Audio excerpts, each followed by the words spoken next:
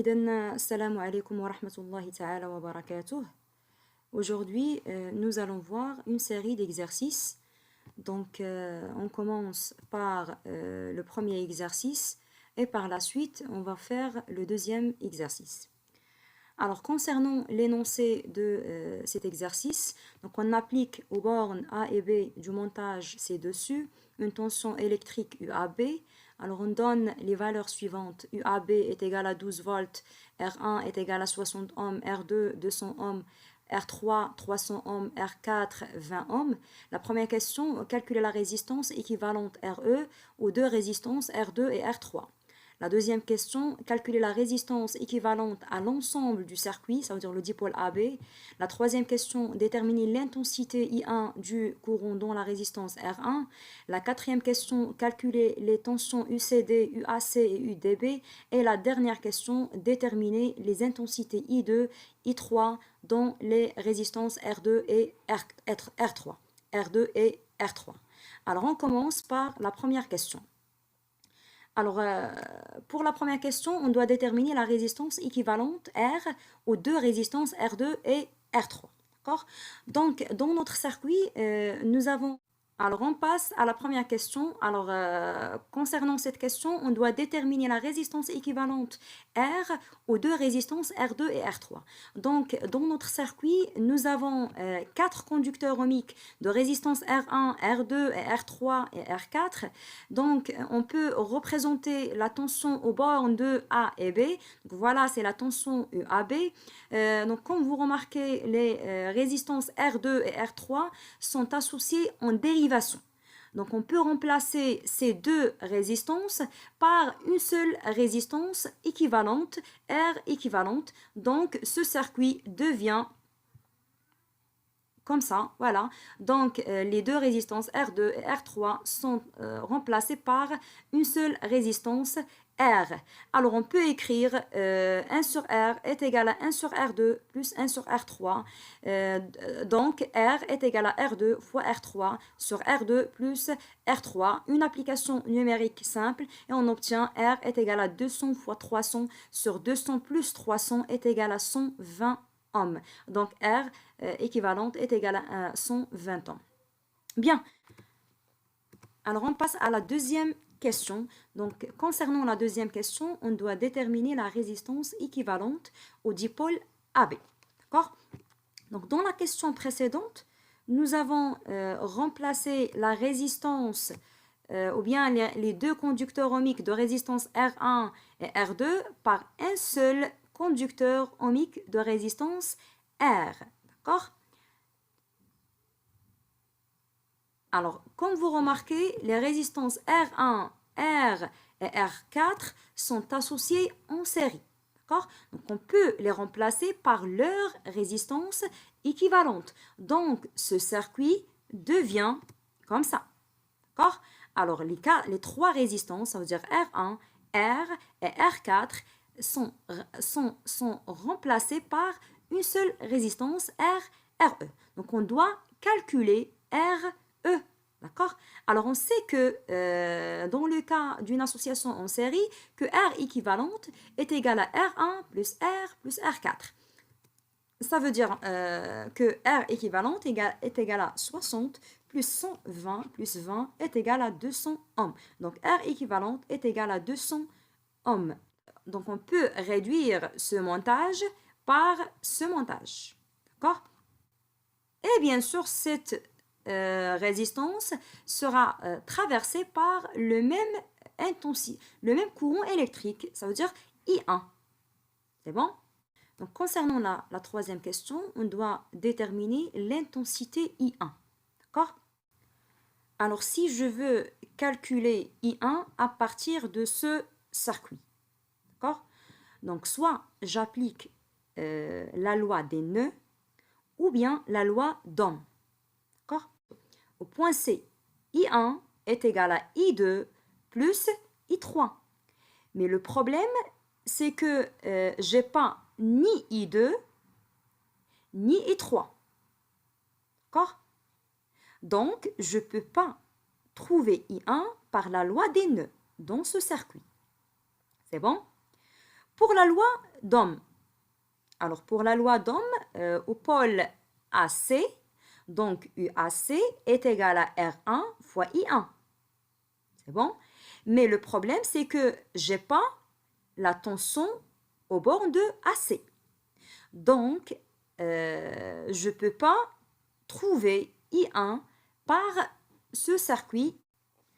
Alors, au deuxième circuit, les conducteurs ohmiques de résistance R1, R4 et R sont traversés par le même courant électrique, I1, parce qu'ils sont associés en série. D'accord? Mais le problème, c'est que les tensions UAC, UCD et UDB sont inconnues. Donc, on ne peut pas utiliser le deuxième montage. Donc, passons à la troisième montage, ça veut dire celui-là. D'accord? Alors, nous avons remplacé les résistances R1, R4 et R par un seul conducteur ohmique de résistance RE. D'accord?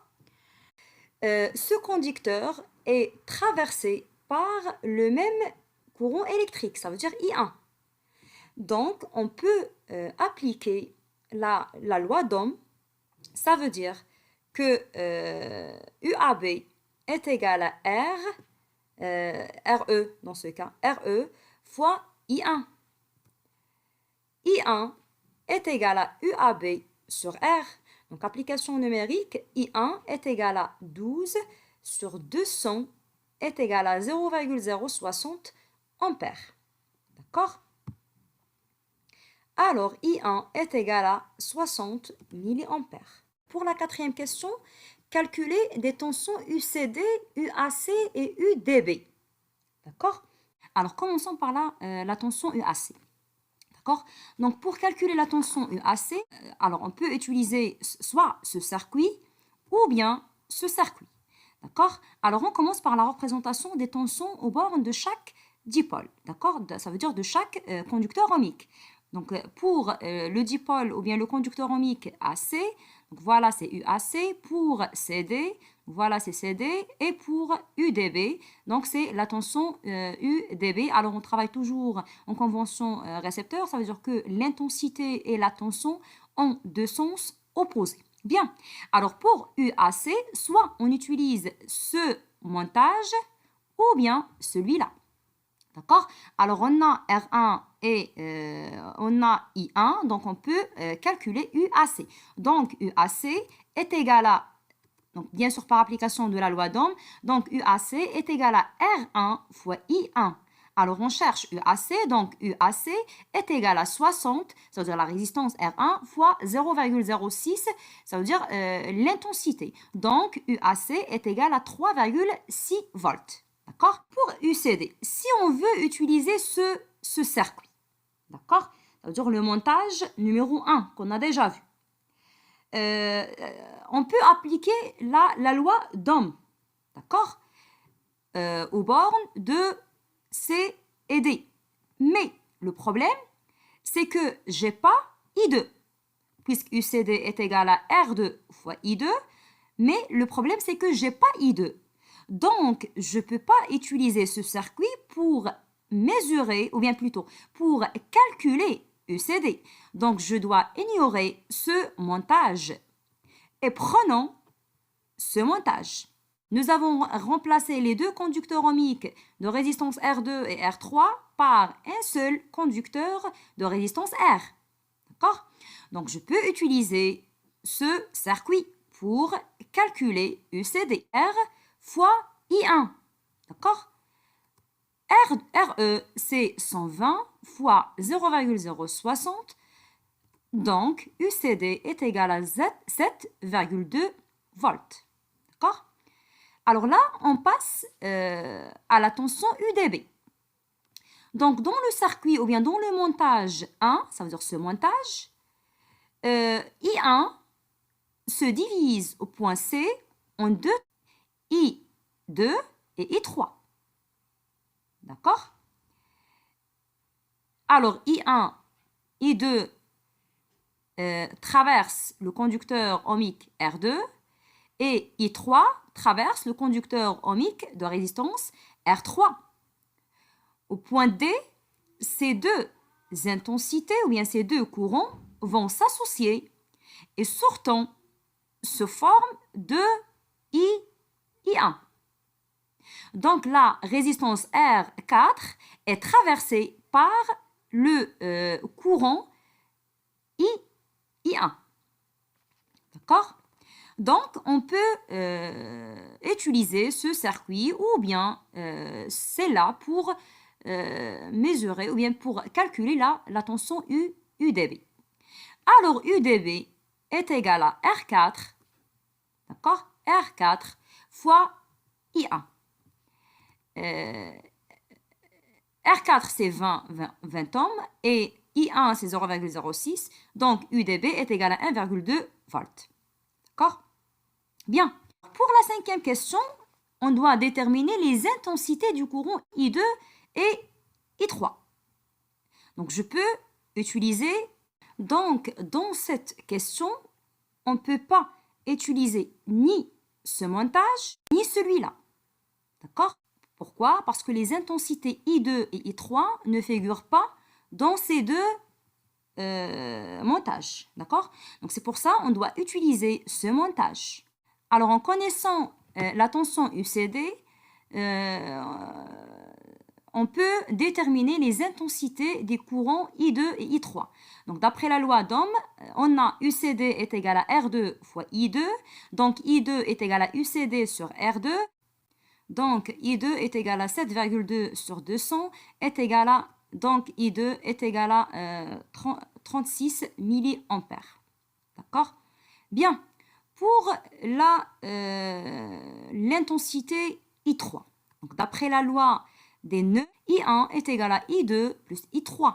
Alors on cherche I3, donc I3 est égal à I1 moins I2, donc I3 est égal à 60 moins 36 est égal à 24 milliampères.